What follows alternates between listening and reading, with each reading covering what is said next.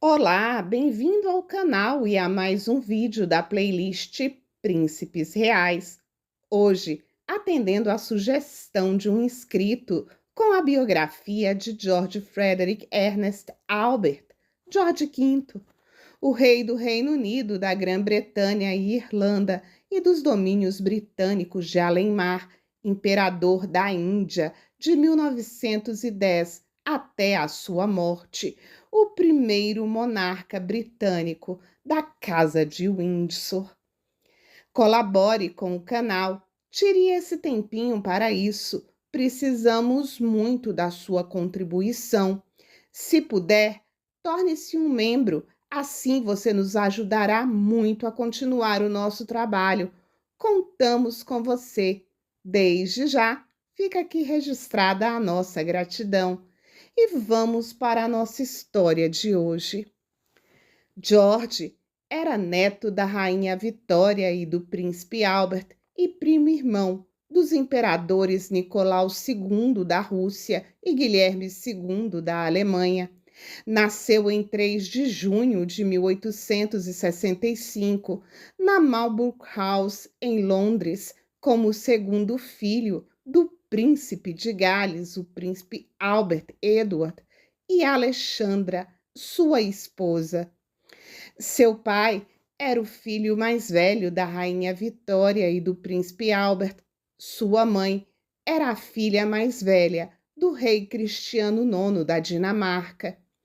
Como filho do príncipe de Gales, George recebeu no nascimento o estilo de Sua Alteza Real, o príncipe George de Gales. Como filho mais novo do príncipe, não havia expectativa de que George se tornasse rei um dia, já que seu irmão, o príncipe Albert Victor, era o segundo na linha de sucessão ao trono. Devido à pouca diferença de idade entre George e seu irmão, ambos foram educados juntos. Como seu pai acreditava que a Marinha era o melhor treinamento possível para qualquer menino, em 1877, quando George tinha 12 anos de idade, os irmãos juntaram-se ao treinamento de cadetes. Por 3 anos, os irmãos serviram a Marinha, sempre acompanhados por seu tutor, Dalton. Eles visitaram as colônias do Império Britânico no Caribe, África do Sul e Austrália, além de Norfolk, América do Sul, o Mediterrâneo, o Egito e a Ásia Oriental.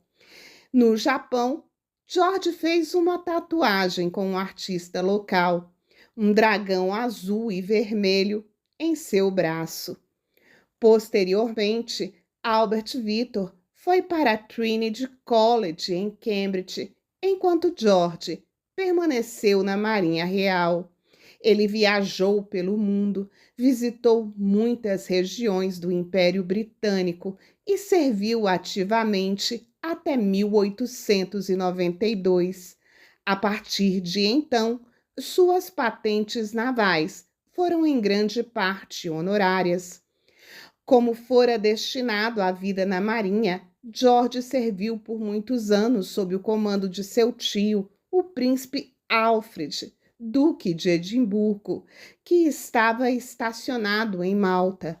Lá, aproximou-se de sua prima, a princesa Mary de Edimburgo, por quem se apaixonou. Sua avó, seu pai e seu tio aprovaram o relacionamento, mas as mães, a princesa de Gales e a duquesa de Edimburgo, foram contra. Orientada por sua mãe, Mary recusou o pedido de casamento de George. Em novembro de 1891, o irmão mais velho de George, Albert Victor, ficou noivo de sua prima de segundo grau, a princesa Mary de Teg, chamada familiarmente de May. 6 semanas após o noivado formal, Albert Victor morreu de pneumonia, elevando George a segundo na linha de sucessão ao trono. A rainha Vitória Ainda considerando a princesa May como uma noiva apropriada, a jovem acabou por aproximar-se de George no período de luto compartilhado. Um ano após a morte de Albert Victor, George e Mary ficaram noivos e casaram-se em 6 de julho de 1893, na Capela Real do Palácio de St. James, em Londres. Ao longo de suas vidas, eles permaneceram devotados um ao outro. George foi, conforme ele mesmo admitiu, incapaz de falar facilmente de seus sentimentos, mas muitas vezes eles trocaram cartas de amor e notas de muito carinho. A morte do irmão mais velho encerrou a carreira naval de George, que assumiu suas funções como o segundo na linha de sucessão ao trono. George foi nomeado Duque de York, Conde de Inverness e Barão de Carlisle pela Rainha Vitória em 24 de maio de 1892. George preferia uma vida simples, quase tranquila, em contraste com a animada vida social perseguida por seu pai. Seu biógrafo oficial, Harold Nicholson, descreveu com desgosto o período de George como duque. Abre aspas. Podia ficar bem como jovem guarda-marinha e como um velho e sábio rei, mas quando foi duque de York, ele não fez nada, além de caçar e colar selos. Fecha aspas. George era um notório colecionador de selos. George e May tiveram 5 filhos e uma filha. Randolph Churchill afirmou que George era um pai rigoroso a ponto de aterrorizar os filhos. Eles foram Edward VIII, George VI, Mary, princesa real, Henry, duque de Gloucester, George, duque de Kent e John, do Reino Unido. Como duque e duquesa de York, George e May desempenharam diversas funções públicas. Com a morte da rainha Vitória em 22 de janeiro de 1901, o pai de George subiu ao trono como o rei Edward VII. George herdou os títulos de Duque da Cornualha e de Rothesay, recebendo o estilo de Sua Alteza Real, o Duque da Cornualha e York. Em 1901, o casal percorreu o Império Britânico. George entregou solenemente milhares de medalhas, especialmente desenhadas às tropas coloniais que lutaram nos conflitos. Na África do Sul, a comitiva real foi recebida com decorações elaboradas, presentes caros e fogos de artifícios. Apesar das manifestações públicas, nem todos os moradores responderam favoravelmente à visita. Na Austrália, o Duque abriu a primeira sessão do parlamento. Em 9 de novembro de 1901, George foi intitulado oficialmente Príncipe de Gales e Conde de Chester, em contraste com o próprio Edward, a quem a rainha Vitória havia deliberadamente excluído dos assuntos de Estado.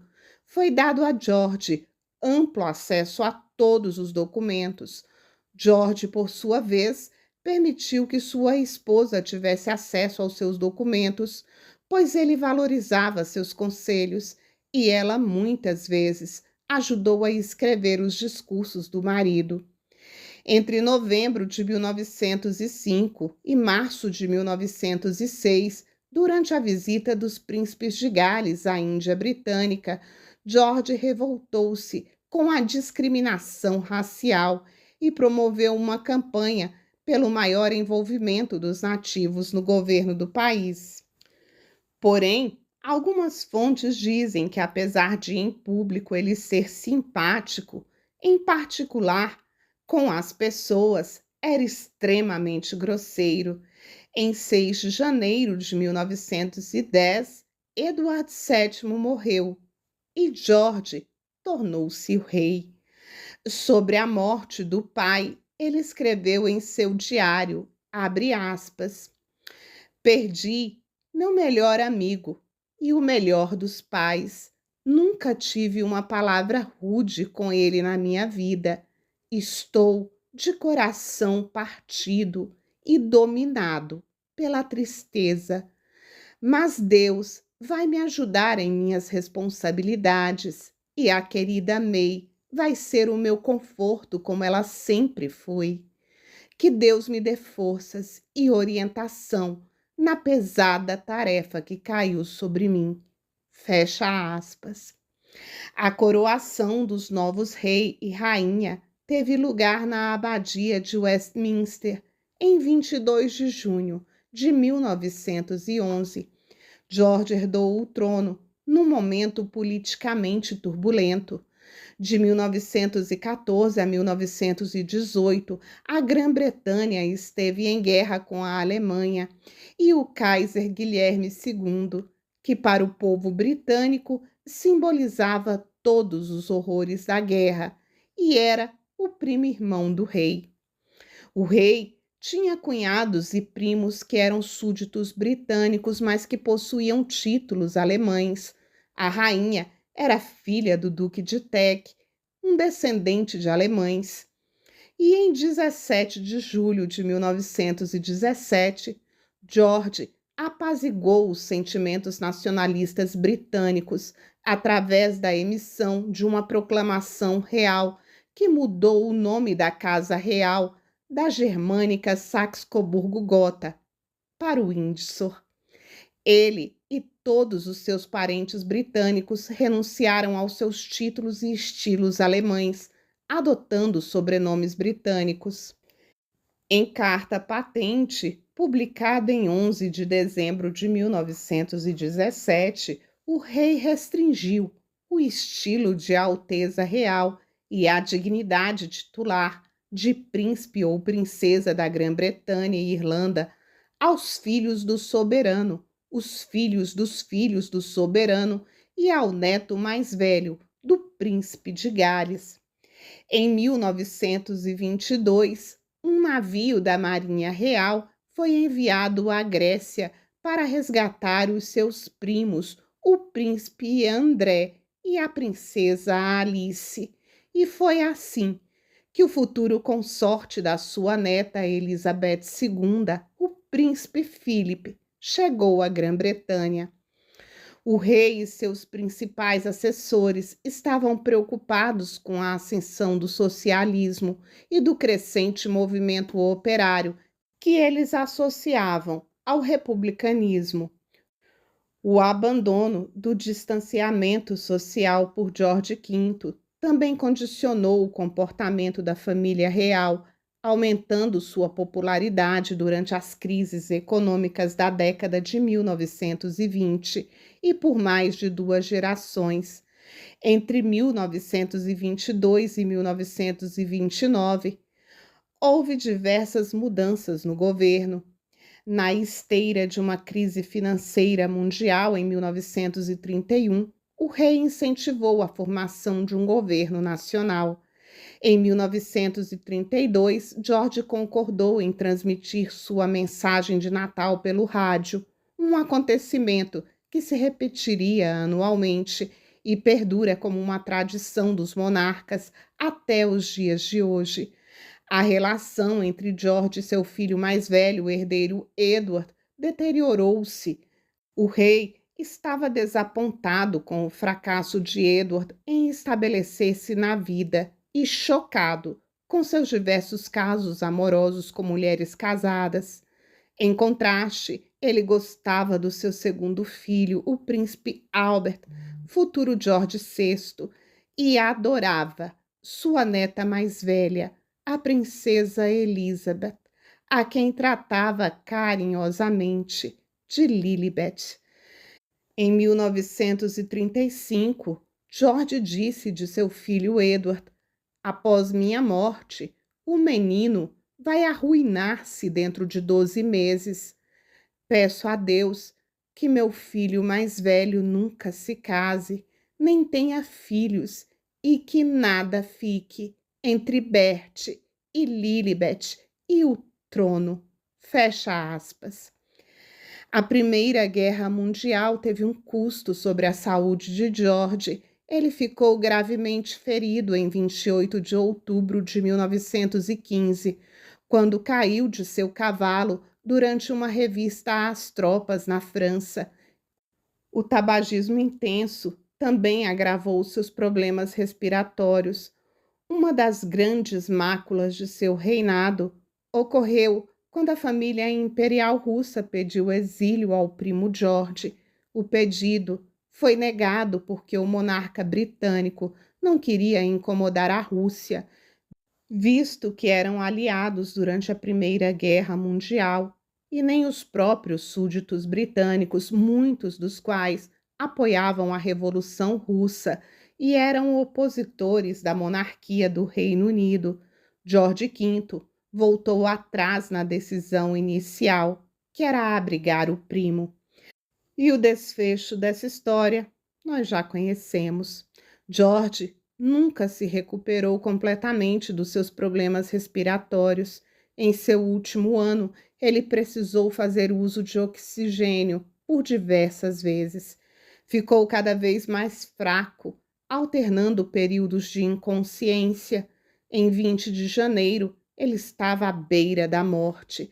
Seus médicos, liderados por Lord Dawson, divulgaram um boletim com uma declaração que ficaria famosa.